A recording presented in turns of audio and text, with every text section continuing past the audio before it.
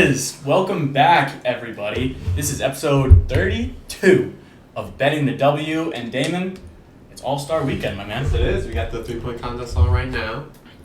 And the skills competition happening after, or was it before? I think it happened. I think Kelsey Plum and Chelsea Gray won. There's all kinds of festivities. It's mostly a break for a lot of players. Get to take some time off, but it'll be good to see the best of the best go at it tomorrow at 8:30. The draft went down this week. We had our draft last week. It looked very different the way that they did it.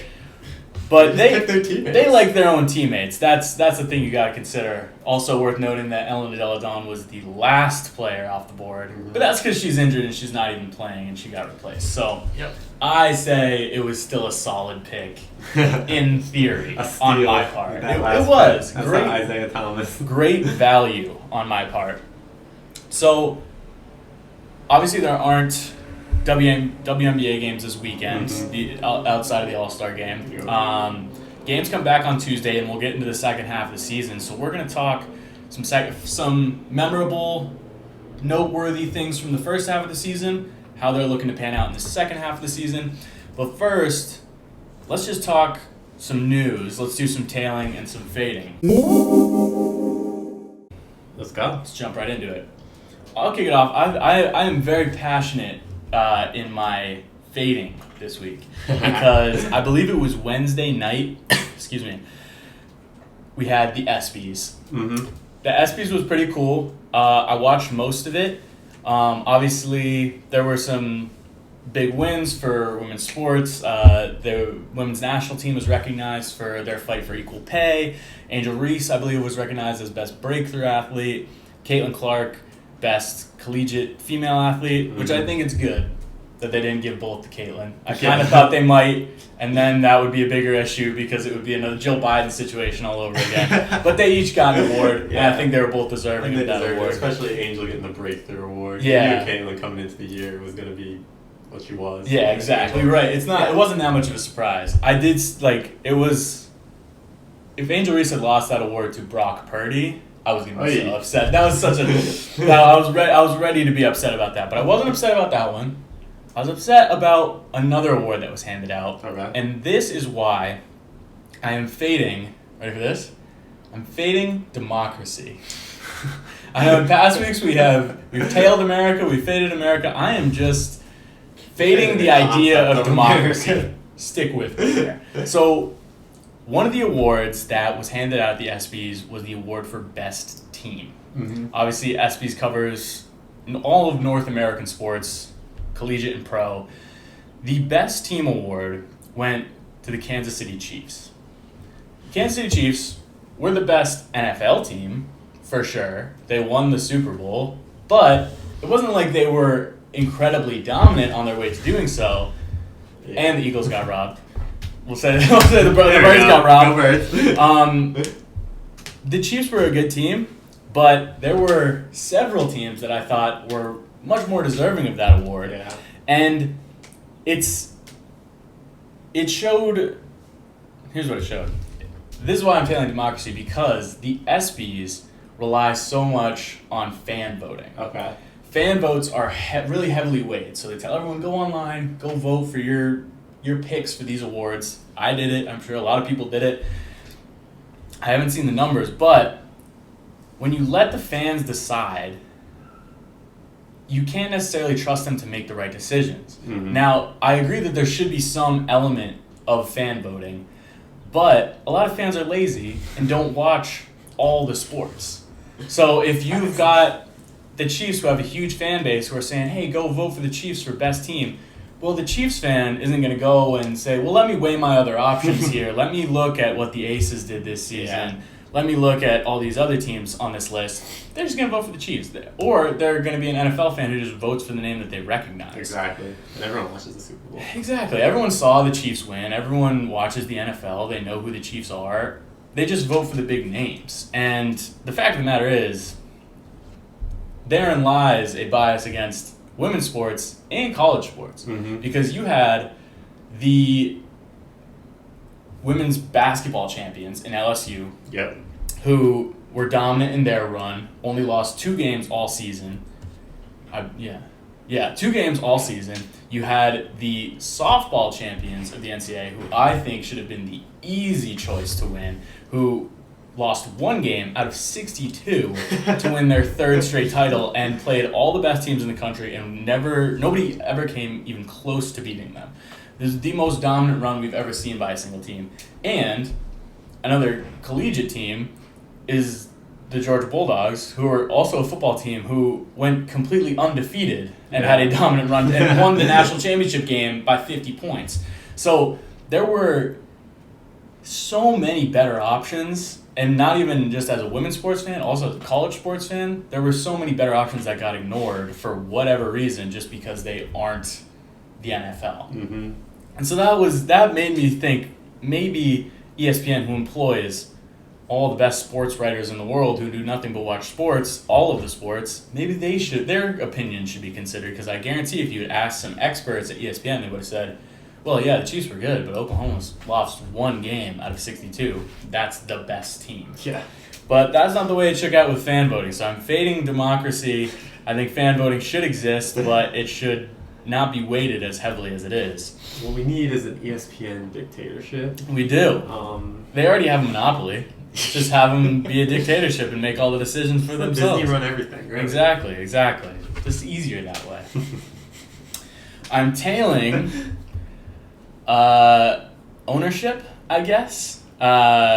He is all about the man.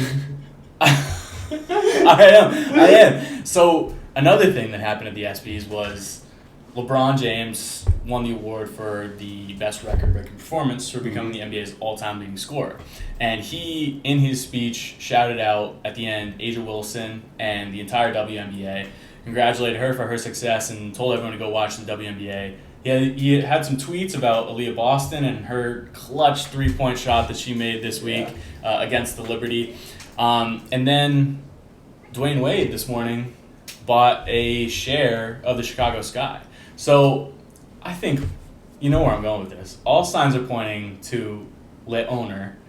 LeBron is going to buy a team. I meant to research. I don't know if an NBA player can own a WNBA team, because I think they can. Well, in the new CBA, like an active NBA player, they can own shares of their own team, I think. Really? In the new CBA. So yeah, I think LeBron loves to invest in things. He has all the money in the world. Buy a share of the Sparks, turn them around, turn them into a contender. You succeed as a player. Why not be better than MJ at being an owner? There you go. I think he could take on whatever the expansion team is. Oh, true. Yeah, true. Maybe wherever they go. Cleveland team, maybe an Akron team. But yeah, I think it's cool to see the investment that we're seeing. Obviously, making big strides, and Dwayne Wade buying in on the Sky is huge. Because he already was. Me too. I thought so too, but I think he's just been a vocal fan. He already has ownership or part ownership of the Jazz, which is an NBA team. So this was the next step for him, and that could the Sky aren't necessarily not at the top of the league, but they're falling from the top of the league. So I think having a celebrity owner who's going to invest a lot of money and is going to be hands-on in his ownership is going to be big for them. I think more NBA players might follow that trend. Yeah, I think the Sky, if they could get a little bit of like a Angel City vibe. Yeah. The celebrity ownership works for teams. It really works well. And bringing the audience, for sure. Absolutely. Something I'm fading is, you see the league, they're not giving players tickets to I saw that, yeah. Asia Wilson said, hey, just come by, say you gotta grab something for your locker. I'll see you. Come on in. I tell their teammates in their stadium. That's the way to do it. I mean, I think it's super weird because if you look at the dunk contest, you just got everyone there. Exactly. Everyone's sideline. That's what makes it funny, is that all the players are on the sidelines reacting and stuff. And then you're just gonna not have your players there? We're looking at the 3-point contest now and just nobody's cut there. to some random fans. Right, exactly. Like some people who show up early. Your players, like WNBA, like your players are what people tune in to see. Like, give them the respect they deserve. Let them be there, because they're the personalities that people are tuning in to see, whether they're competing or not. Yeah. It doesn't make any sense. And it's not exactly surprising for the WNBA just forgetting to give people their tickets. Well, I bet you that's what it is. It's like they weren't like, it's like, no, you can't come. We didn't think of that. It's just, I guess. If you want to slide Should've by, done go that. for Right, it. yeah, exactly. Big time fading. I'm tailing also in Vegas.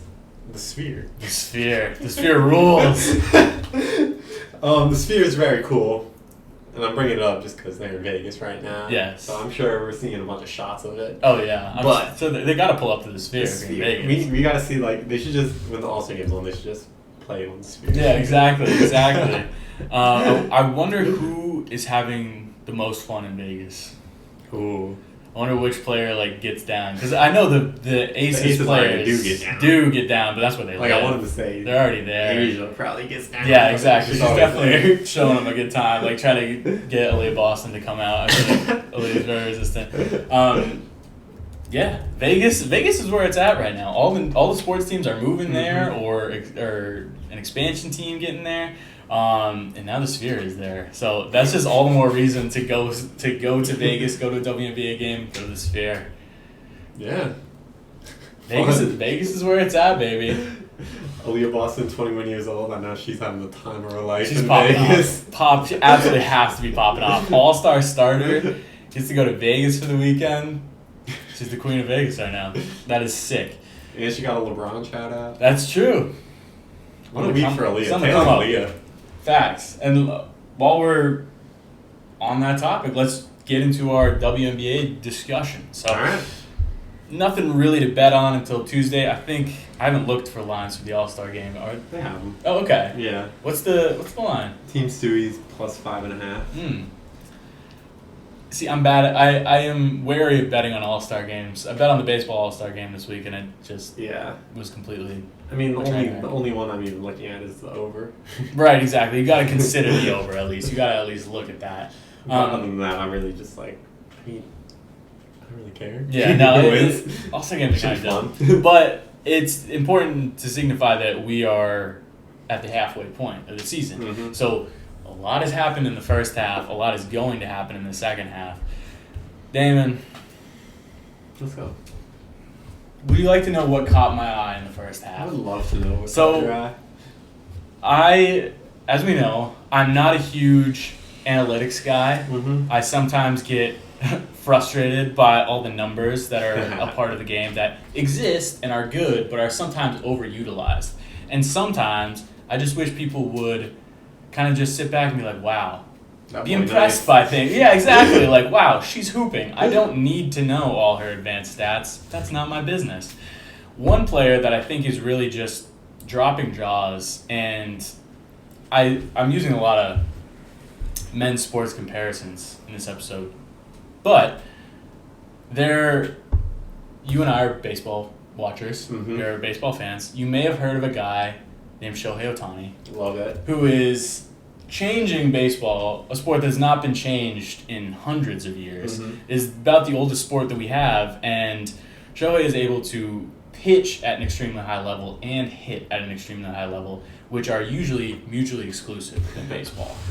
He's doing things, and he draws comparisons to Babe Ruth, who did that for a couple of years, but Shohei is doing it at a much more prolific rate and for longer periods of time. Yeah. So Shohei is changing the game, and to me, he's the definition of a unicorn in sports. Okay. Kind of throw that term around, but it's I gotta see who true you're giving this to. because we see things from Shohei that we have never seen before, and that's incredible. I really love a moment where I'm like, wow, I've never seen someone compete at that high of a level before. So if I'm giving out my made-up, imaginary Your unicorn mid-season award, my unicorn award, it's going to Alyssa Thomas. Damn it, dude. I almost got it right. Alyssa Thomas Really? of the Connecticut Sun. She's just revolutionizing the triple-double in women's basketball in a way that I did not see coming. Obviously, I knew that triple-doubles were going to come in greater numbers as the game progresses. It's just the way that the game is going. Mm-hmm. But really, before the last couple of years, triple doubles in the WNBA were so rare. They never happened. I think Alyssa Thomas has she has 3 this year, which is would put her like second on the list for all time just this season alone. So she's the just this season. She's the record holder. Yeah, she is the record holder with 5. I believe the record before that was 4, and she already has 3 this season.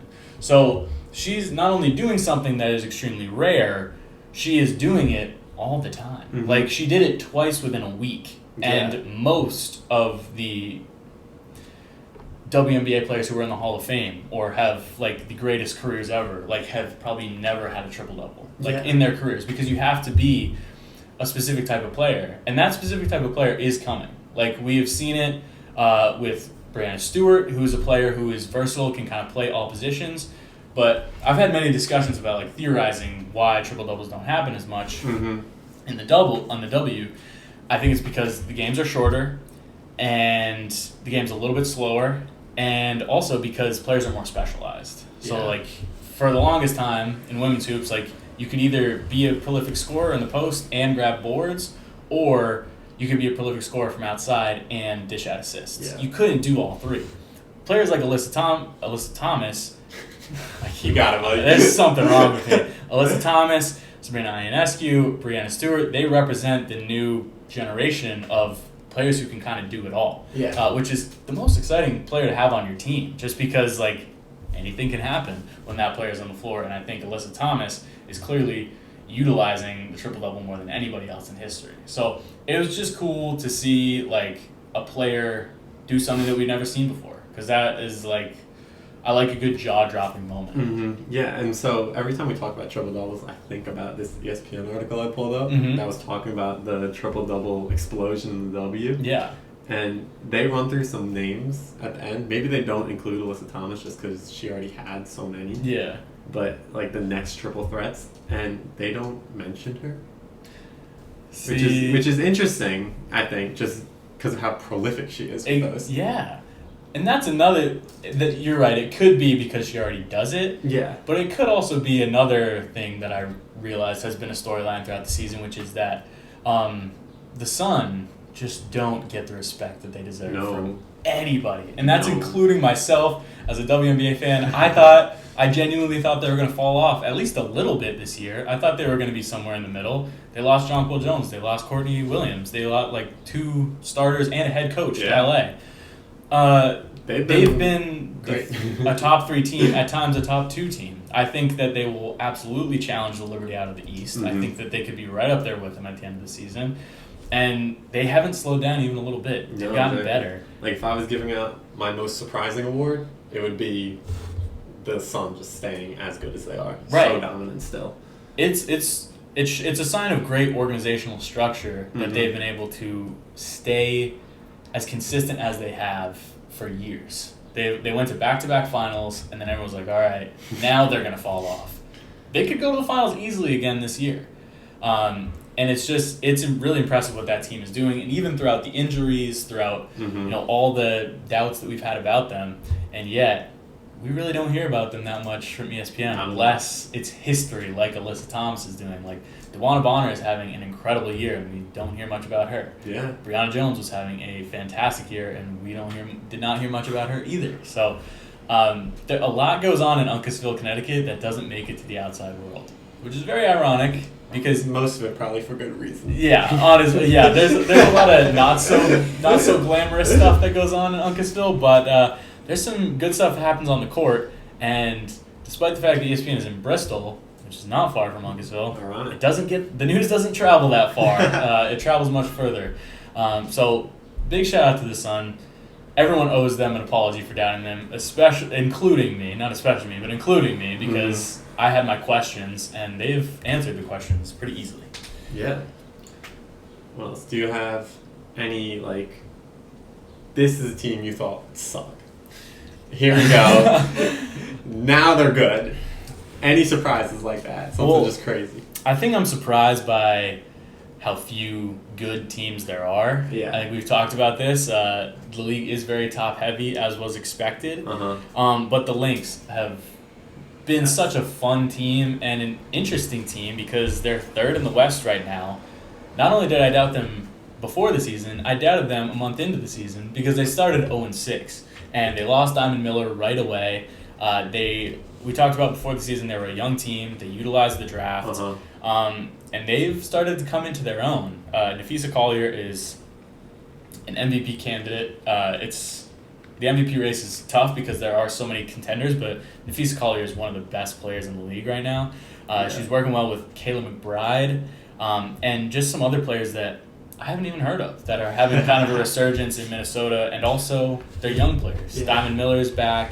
Dorka Juhas, UConn legend, is having a great rookie season for the Lynx.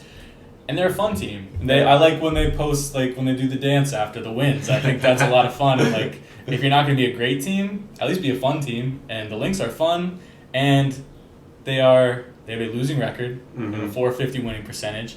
That's enough. But that's definitely going to be enough. And honestly, it's way ahead of where they were expecting to be this year. Yeah, I'd say that because that's the team I was looking at. So far this year, I think it hasn't been very surprising.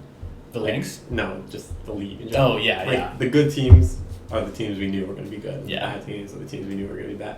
Except for the Lynx. Right. The Lynx are the one team that's actually doing something surprising. Except they did get 40 home in them by the Lynx. Dude.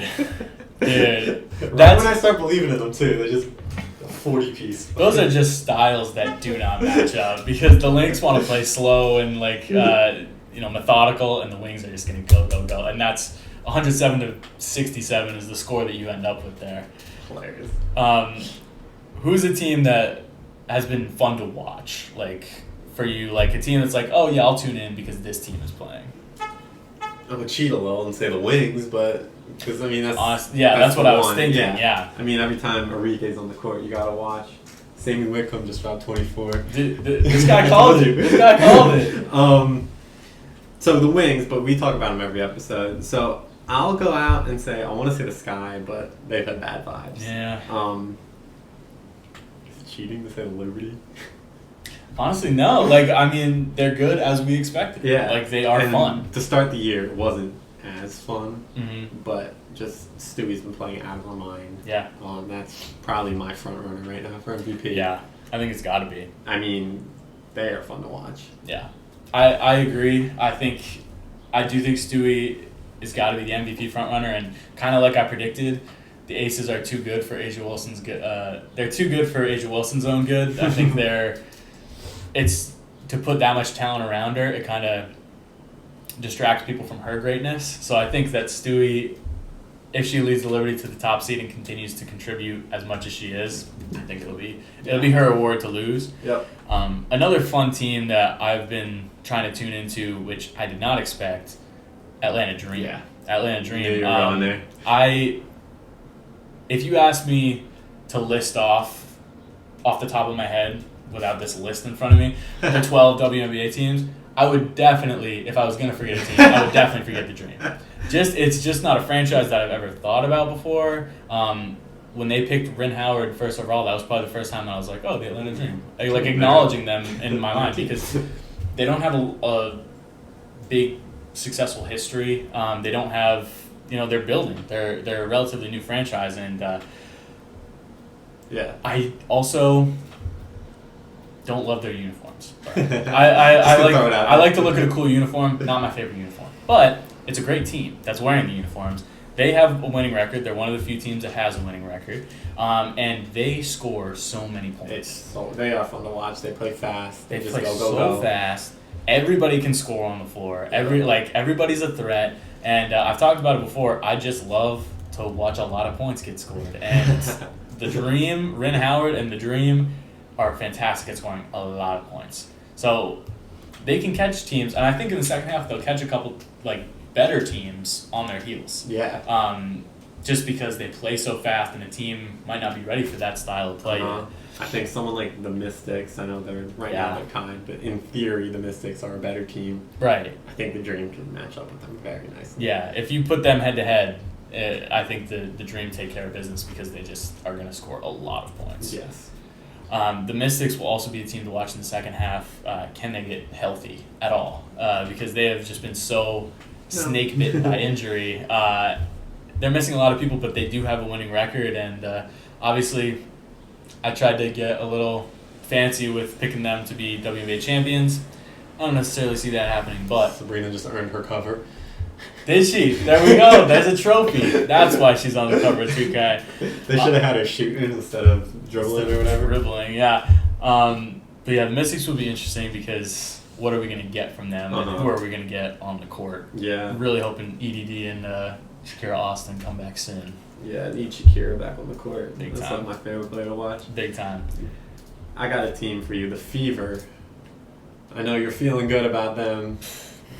After they got to 5 wins, 8-game losing streak. They have plateaued big time. They are on a losing streak right now, and yes, as a bettor, I'm not feeling great. And the thing is, Fever fans should be feeling really good. Yeah. If you're actually a fan of the team, they've been doing exactly what you want, which is being really competitive.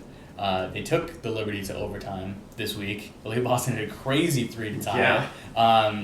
They have been staying in games and then losing them, so that they might mess around and win the lottery again next year. More. Yeah. They would not hate to pair Caitlin Clark with Aaliyah Boston. I think they would like that a lot. You got them at, what, 11 and a half wins, right?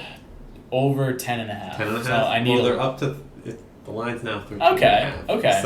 okay. So you Vegas, got some good value. Vegas likes it, I like it. Need 6 wins out of them in the second half, and honestly, You might not get it. as much of a skid as they have been on, I'm keeping the faith because they've shown flashes of being a good team, and maybe they can catch some other teams. I think some teams will continue to build in the second half, and some teams will decide, all right, Yeah. we got some good draft prospects coming up, and we'll take a dive. Exactly. I think it's time to tank. Yeah, and I think the Fever are going to be a team that Come on. does try to stay competitive and beat the other teams that are tanking.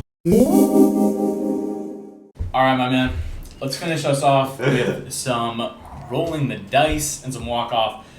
You, sir, picked yourself up a nice little rolling the dice victory. Yes, You sir. had Natasha Cloud last week. Back off injury. Almost got a DNP for the whole week, but came back against the Storm, picked up a dub. I knew she'd ride with me. So we're going to go head-to-head once again. We're going to do a little all-star game rolling the dice. A little something special. So When they're all hoopers, it's going to be tough. I'm hoping for a high number and then a low number and a low number. Yes. Give me I think we should just change the rules and add everything. Add everything and that's points. 12. Okay. Alright, 12. Decent number. Not everybody can score. Mm-mm. Somebody's going to have 12. Got 12, and then a 2 dice roll. 12. 12 and 12. Who's getting a double-double in the All-Star game, yo? Alright, one die roll, 3. 12 and 3. 12, 12, and 3. Oh my god, this is tough. Man. Okay. I think I got someone. Okay. And we're gonna go Aaliyah Boston. Okay. That's a double-double machine right there. Roll out She another is. double-double. 12 points, 12 boards, obviously. Yeah. No blocks. So I was going to go 3 blocks. If this was a real game, I'd go 3 blocks. Yeah, But nobody's we're gonna playing block defense. shots. Come on. So 3 assists. Okay. Yeah. I like it. I also want to go rebounds because I don't think anyone's going to have 12 assists. Give me... I feel like you got to go Team Stewie. Head to head. Let's see. Okay. Yeah, I was thinking BG. Uh-huh. First All-Star game back, going to be big. No way she only puts up 12. I don't know, because I'm just thinking about how much run are people going to get. Some people are going to be out there longer than others. I don't think she's going to be out there the whole time. I think she'll grab 12 boards. She'll probably go over on points a little bit, but I don't think 12 and 12 is that crazy Yeah, I for think her. in everyone's an going to All-Star go over game. all these points. Yeah, exactly. So give me 12 and 12. I almost want to spice things up. Ooh. If this was 2, I'd go 2 dunks. I think she's gonna dunk at least one. You know what? Fuck it. The 3 dunks. Yeah. 3 dunks for Brittany Griner. Her one dunk this year, that was pretty crazy. There were a lot She of got people up. hating just to hate. But, like, the one step, Yeah. that's crazy. I forgot. She gets up She- there, dude. I just want somebody to meet her at the rim. I want to have. Dude. I want somebody to be able to jump high enough to actually meet her up there. Bro, I need a poster. Dude, a poster in the W would be sick. I would love that. So give me BG, 12, 12, and 3, the traditional line. Points, rebounds, dunks. There we go. And you got Aaliyah Boston, 12 points, 12 boards, 3 assists. Yes. So Lovely. that's an interesting head-to-head. We're going to have maybe some dueling double-doubles. I would be interested to see that. So we got All-Star Game tomorrow. Don't forget to tune in. Should be a banger. Should be a lot of points. Let's do some walk-off picks before we get out of here for the weekend. So Kate's not here. Rip Kate. Kate did give me her pick Before she moved on. before she left. Kate is taking Team Asia in the All-Star Game straight up. Okay. So that's her pick. I Minus 210. But who's keeping track? no, we don't keep track. We don't count units here. I am going to take an MVP, and she was my first pick in the draft because the All-Star Game is all about points. Arike Egunbuwale, All-Star MVP. I think she's going to go out there. She's going to hit like 8 or 9 threes. I think she's going to put up like a 40-piece in the All-Star Game just because she scores a lot of points. Because she's got a hoop. So I'm going the wing star to be All-Star Game MVP. I mean, she couldn't go for the NBA Celeb Game MVP, so I think she really wants that. Did she play in the celebrity game? Really? I didn't know that. Well, she was just dicing them up. No, it's Arike Egunbuwale going up against scrubs.